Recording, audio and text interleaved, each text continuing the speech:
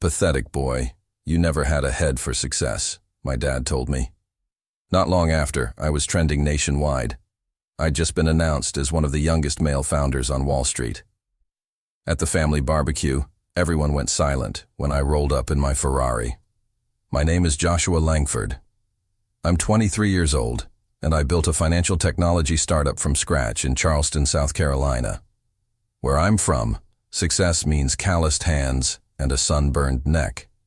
My father, Nathan, ran a landscaping business for 30 years and measured a man's worth by physical labor. When I chose finance over following him into the family business, the disappointment in his eyes cut deeper than any shovel could dig. For 3 years, I'd been working on an algorithm that could predict market trends better than the big firms. Nights, weekends, holidays, all spent hunched over my laptop while my friends were out living their lives. My dad would walk past my room, shake his head, and mutter something about boys playing with computers.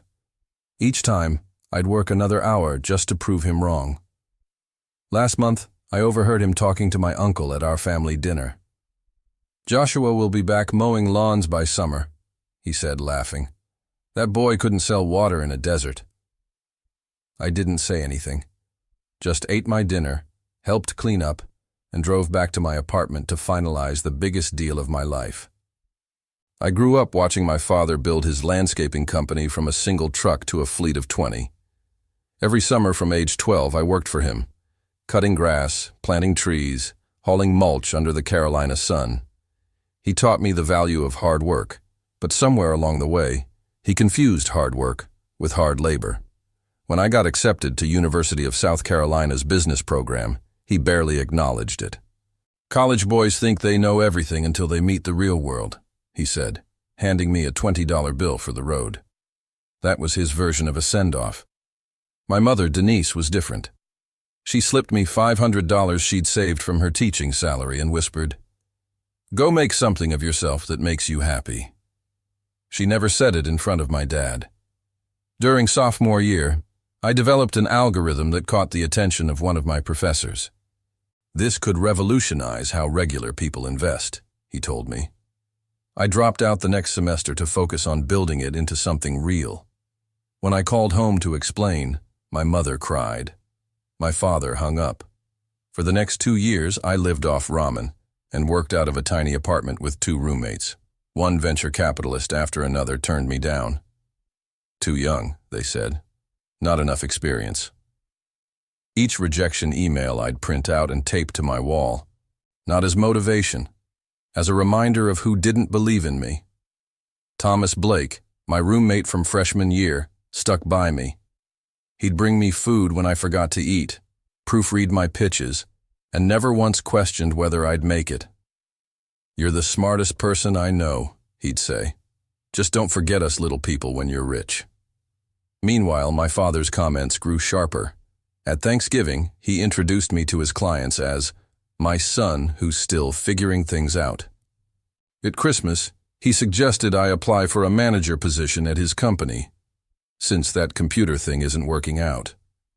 I noticed how he'd suddenly change the subject whenever I tried to explain my work. How he'd interrupt me mid-sentence to point out a neighbor's nicely manicured lawn. How he never once asked to see what I was building. On my 23rd birthday, I got an email from Blackwater Capital, one of the largest hedge funds on the East Coast. They wanted to license my technology, exclusively, for $14 million. I read the email 17 times, standing in my kitchen, coffee growing cold in my hand. I called Thomas first. He screamed so loud I had to hold the phone away from my ear. Then I called my mother. She cried again, but different tears this time. I didn't call my father. 3 days later, I signed the contracts in New York. The Blackwater executives took me to dinner at a restaurant where the menu had no prices. The CEO, a woman named Patricia Donovan, raised her glass. "To the future of finance," she said. Everyone clinked glasses. I smiled, but all I could think about was my father's voice. "Pathetic boy, you never had a head for success." That night in my hotel room, I got a text from my cousin Evan, the only person in my family who ever showed interest in what I was building. Just saw the Wall Street Journal article. Holy shit, Josh. You're famous. I opened my laptop. There it was. My face, my company, my story splashed across financial news sites. 23-year-old dropout lands 8-figure deal with Wall Street giant. The article mentioned my age 3 times, as if it were the most remarkable thing about me. I closed the laptop and stared out at the New York skyline. I wasn't angry anymore. I wasn't hurt. I just felt clear, like fog lifting off the harbor back home. I knew exactly what I needed to do. The next morning, I walked into a Ferrary dealership wearing jeans and a t-shirt. The salesman ignored me until I mentioned the price range I was considering. 2 hours later, I drove out in a red Ferrari Roma. Not because I particularly wanted one, but because I needed a message that couldn't be misinterpreted. I didn't call ahead before driving home to Charleston. I knew my father's annual Memorial Day barbecue would be happening, the one where he invited all his clients, employees, and extended family to show off his success. I timed my arrival for exactly 2 o'clock, when everyone would be gathered in the backyard. As I pulled into the driveway, the rumble of the engine drew eyes before the car was even visible. I parked next to my father's pickup truck, the one he'd always been so proud of, and took a deep breath. This wasn't about revenge. This was about finally being seen. I stepped into the backyard carrying nothing but my car keys. The conversation stopped like someone had hit a pause button. My mother's hand flew to her mouth. My father stood at the grill, spatula in mid-flip. "Sorry I'm late," I said, walking toward him. Traffic from New York was terrible. He recovered quickly, putting on the smile he used for clients. "Well, look who decided to grace us with his presence." He clapped me on the shoulder, too hard. "Whose car did you borrow to make that entrance, son?" The guests laughed. I didn't. "It's mine," I said quietly. "Bought it yesterday." "Right," he nodded, winking at Uncle Frank. "And I'm buying a private jet next week." More laughter. I pulled the title from my back pocket and handed it to him. His face changed as he read it. He folded it carefully and handed it back. "Must be nice to have rich friends who trust you with their toys," he said, turning back to the grill. "Grab a plate. Your mother made potato salad." Throughout the afternoon, I tried to talk to him. Really talk. Each time he deflected. When I mentioned the deal, he changed the subject to landscaping contracts. When I tried to explain the technology, he suddenly needed to refill the cooler. When his business partner asked me about the Wall Street Journal article, my father interrupted. "Don't believe everything you read, Pete. Journalists exaggerate everything these days." By evening, most guests had left. I found my father in his office, doing paperwork like he always did after hosting. "Dad, we need to talk about what's happening with my company." He didn't look up. "There's nothing to talk about. You got lucky with some computer thing. Don't think this makes you special." $14 million isn't luck, I said, my voice steady. He finally looked at me, eyes narrow. "You know what built this family? 40 years of breaking my back. Not sitting in a room pressing buttons.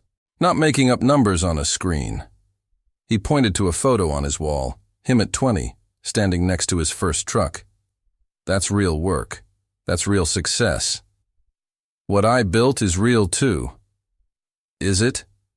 He leaned forward. "Let me tell you something, Joshua. I've seen your type before. Flash-in-the-pan success. You'll blow through that money in a year, and those Wall Street sharks will spit you out when they're done with you. And then where will you be?" I didn't answer. "You'll be right back here," he continued, "begging for a job. And I'll have to explain to everyone why my son couldn't hack it in the real world."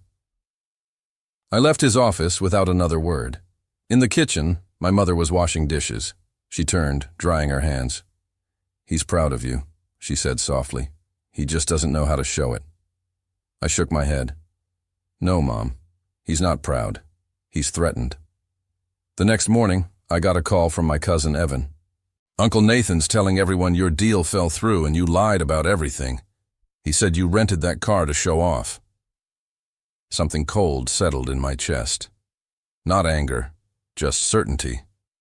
I spent the next week in Charleston staying at a hotel downtown rather than at my parents' house.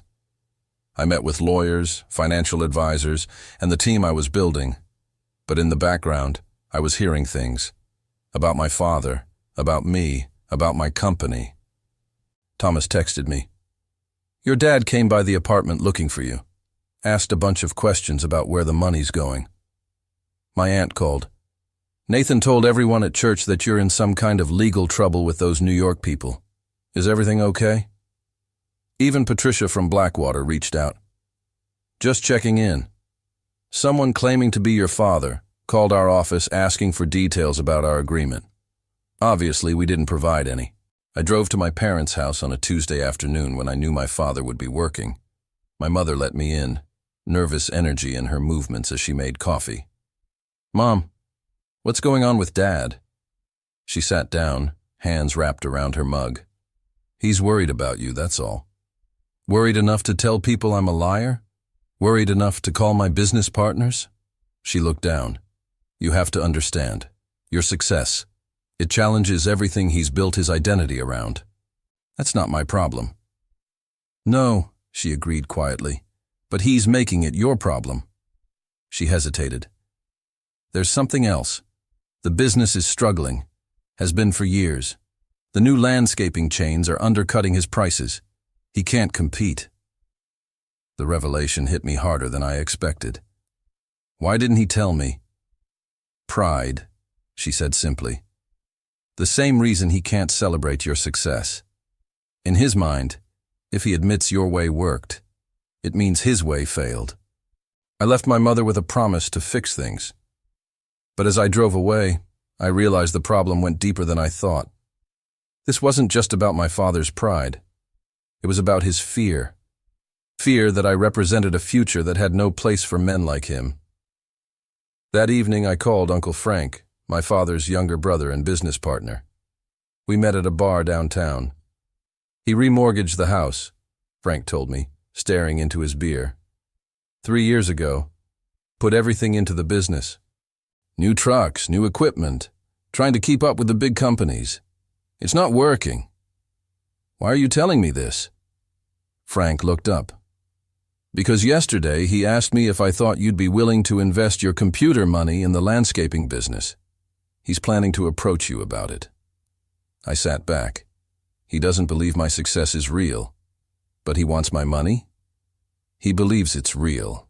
He just can't admit it. Frank sighed. Look, your father is a proud man.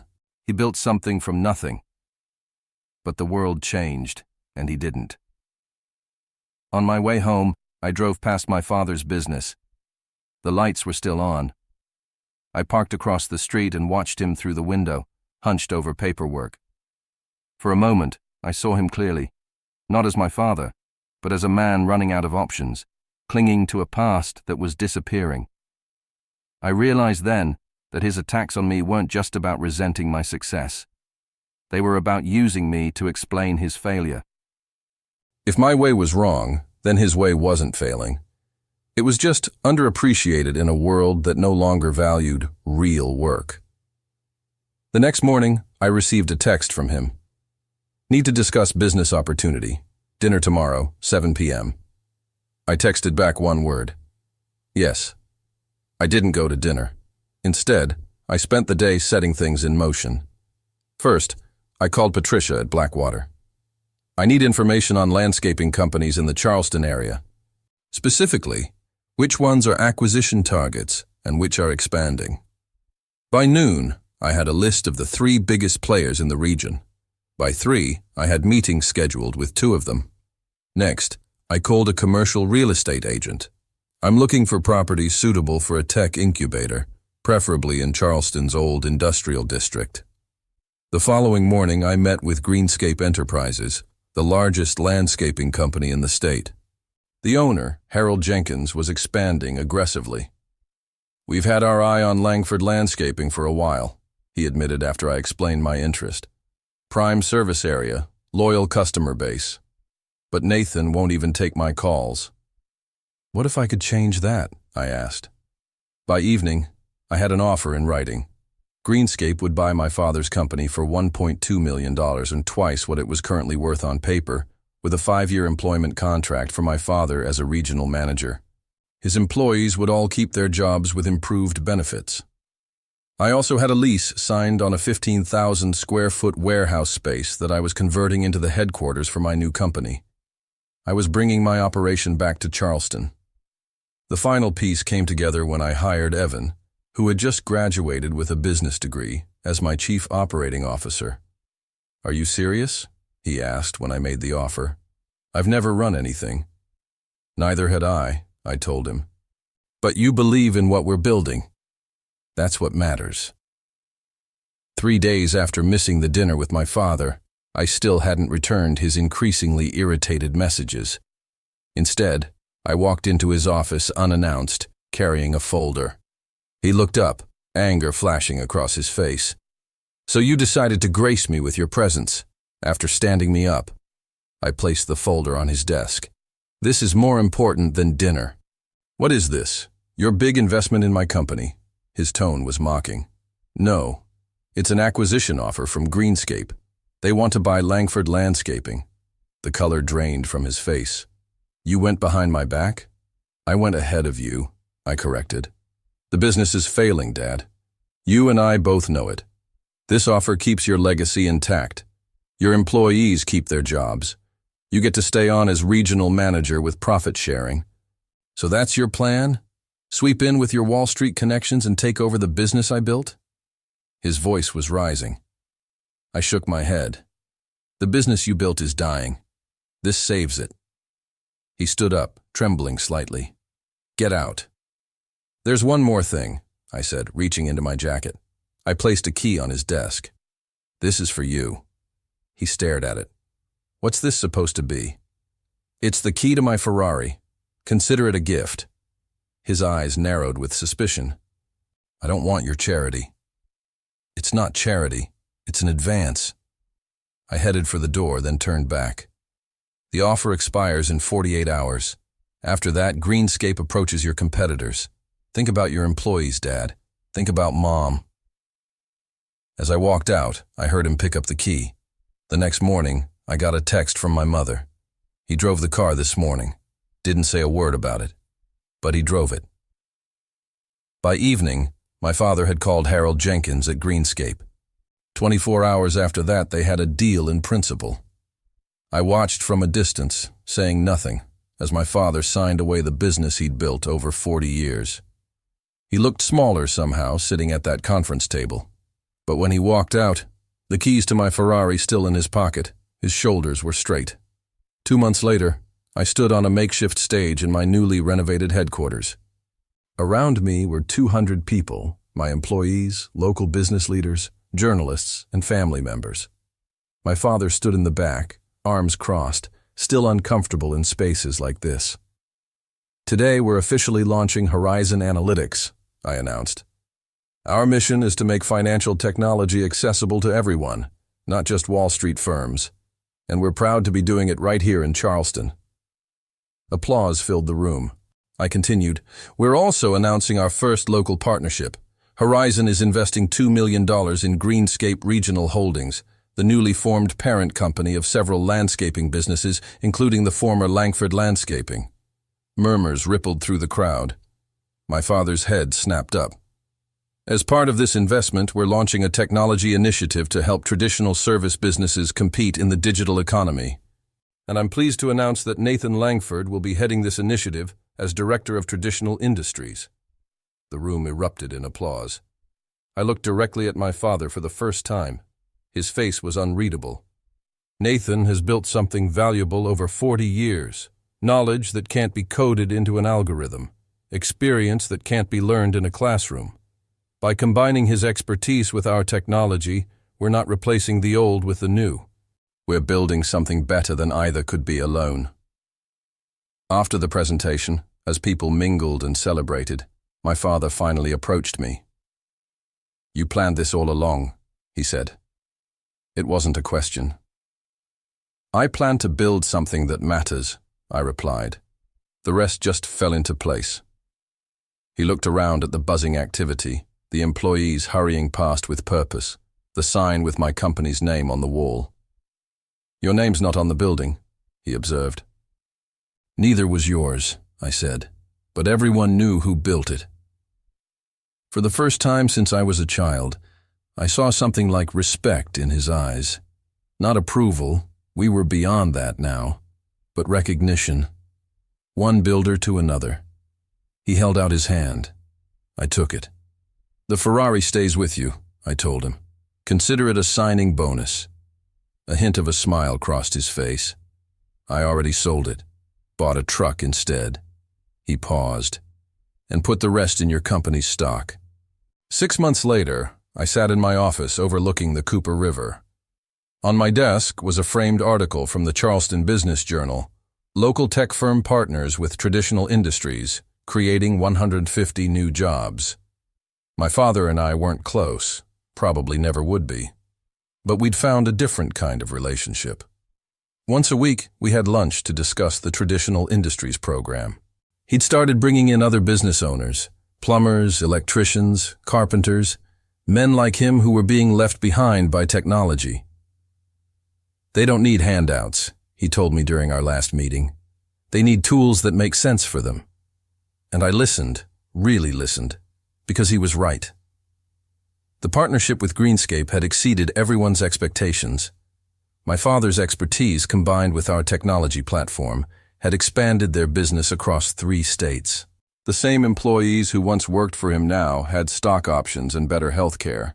My mother had finally quit her teaching job and was traveling, something she'd always wanted to do but never could afford. "Your father actually took a cooking class with me in Italy," she told me, laughing during our weekly call. "Can you believe it?" Thomas had joined the company as our marketing director. Evan was thriving as COO. We'd hired 30 graduates from local colleges, creating a pipeline of talent that didn't need to leave Charleston for opportunity. As for me, I'd traded proving myself for building something lasting. The $14 million deal that had once seemed like my entire goal was now just the beginning of a much larger story. That evening, as I left the office, I passed the wall where we displayed our company values. At the bottom was a new addition, suggested by my father during one of our meetings. "Remember whose shoulders you stand on." I walked out to the parking lot where my basic black sedan was parked next to my father's new truck. No luxury cars needed anymore. We'd both made our points. Driving home along the water, I thought about success, how I'd once defined it as proving my father wrong, and how I now saw it as something we were building together, each in our own way. I'd gotten my revenge, but not how I'd imagined, not by humiliating him or taking away what he valued.